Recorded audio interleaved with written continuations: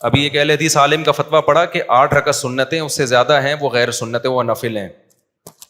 تو وہ دلیل دیتے ہیں بخاری کی حدیث نا کہ 8 نبی رمضان غیر رمضان میں 8 پڑھتے تھے. تو ان اہل حدیث کی خدمت میں گزارے کہ بخاری ہی میں دوسری حدیث ہے کہ یزید فی رمضان ما لا یزید فی غیرہ، رمضان میں زیادہ عبادت ہوتی تھی.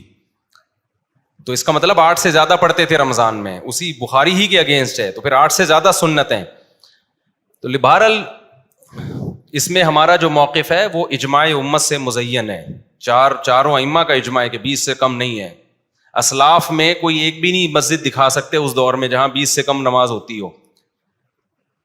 16 کی روایت ایک ملتی ہے ہمیں، 16 کی ایک روایت 16 کی ملتی ہے، اس سے کم کی ایک بھی نہیں ملتی. 8 کا تو ہے ہی نہیں.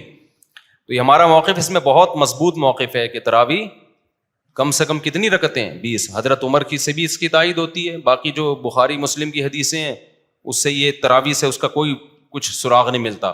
اور ایک اہم بات اہل حدیث حضرات کی خدمت میں کہ جو آپ حدیث پیش کرتے ہیں نا تہجد سے کے بارے میں، وہ تو رمضان غیر رمضان میں. ابھی ایک اہل حدیث عالم کا فتویٰ نظر سے گزرا. اس دفعہ رویت ہلال کمیٹی نے چاند کا اعلان لیٹ کیا نا.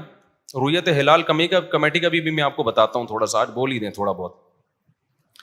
فتنے میں ڈالنا مقصد نہیں ہے، کمیٹی کو تھوڑا سا ٹھیک کرنا مقصد ہے. وہ ٹھیک ہوں گے نہیں ہماری باتوں سے، لیکن شاید کچھ اصلاح ہو جائے.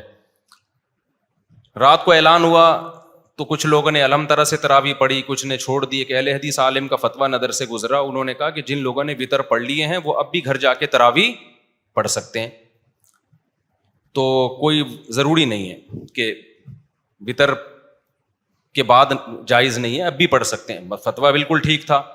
لیکن مجھے خیال ہوا کہ آپ کی نظر میں تو رمضان اور غیر رمضان میں ایک ہی ہے نا تہجد. تو پھر چاند دیر سے ہو یا جلدی ہو، تراویح پڑھی ہو یا نہیں پڑھی ہو، اس سے فرق کیا پڑتا ہے؟ تو یہ فتویٰ لگانے کی ضرورت کیا تھی کہ جنہوں نے وتر پڑھ لی ہیں وہ جا کے قیام اللیل پڑھ لیں یا تہجد پڑھ لیں یا تراویح پڑھ لیں، کچھ بھی نام دے دیں اس کو. تو آپ کے یہاں تو رمضان غیر رمضان کیا ہے؟ برابر ہے بھائی. چاند ہو گیا تو بھی پڑھ لو، نہیں پڑھو مرضی ہے، نہیں ہوا تو بھی پڑھو. عام تہجد ہے، رمضان میں ذرا ثواب زیادہ مل جائے گا.